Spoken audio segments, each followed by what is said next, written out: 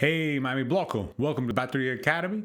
And this week we're going to be going over calls. Chamada, which is what we use to start. A virada, which is what we use to turn. Can also be used to start or stop. And then our final call, pedi para paro. Right?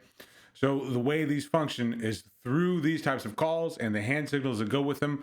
We don't need to count you guys off. 1, 2, 3, 4. Let's go, everybody. No, none of that.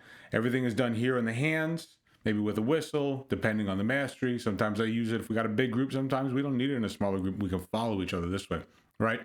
And this is the basic how we drive the bus when we're playing along with a samba. If we're playing along with Jose Max and Hamachis and they're going through their entire rep of sambas, how do we keep pace? How do we switch between sections? How do we start and stop?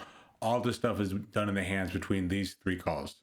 The chamada, the big important thing to remember about this one is that the count is it's a 5-beat thing, right? So if we think about it as 1, 2, 3, 4, the fifth note being one of the next measure, I guess more like this, right? 1, 2, 3, 4, 1. And that means that everybody else is entering after the hit beat key on beat 2. Okay?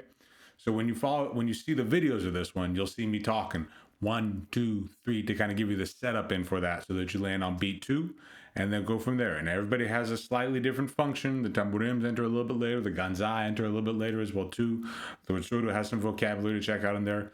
So just be careful of those chamadas. And this week for the video, I took audio from an older version of Samba that I did for the group a while back and slowed it down to a nice comfortable tempo around 90 BPM, I think. So it should be at a comfortable tempo, which was the faster tempo of all the ones we were doing before. So if you're having trouble keeping pace at 90, that means you need to go back to the previous week and work on it at 60 a little bit more until you get comfortable at 90 and then come back to this video. All right. The virada, the next part. All right. Now this is where it gets tricky. If I had a nice fancy video editor here, I would have done this separately and sent it over to somebody, but I did not. So what I did was just made hand signals while I was playing. So you'll see me on some instruments, especially if it's a two-handed instrument, kaisha or something like that. You'll see me leave to do this. When I leave, you keep going. You don't stop playing until I give you the signal 2, 3, 4, daga daga da compa, right? So in any of those instruments, some of them I could keep going. Like the surdos, I think I was able to keep it there, but tamborim, there's no way to do the hand signals and play at the same time. So just follow along with me there. Keep playing through as I'm giving you the cues as if I were going to be right next to you, right? If I were playing with you, this is what I would do exactly. Okay? Follow along with those. And then the final call, I do the same thing. I hold up a fist right beforehand. That means we're coming to the end. And sometimes I won't even give you that warning in performance. I'll just go da ga ga ga da boom bap, and you follow me there. Cool?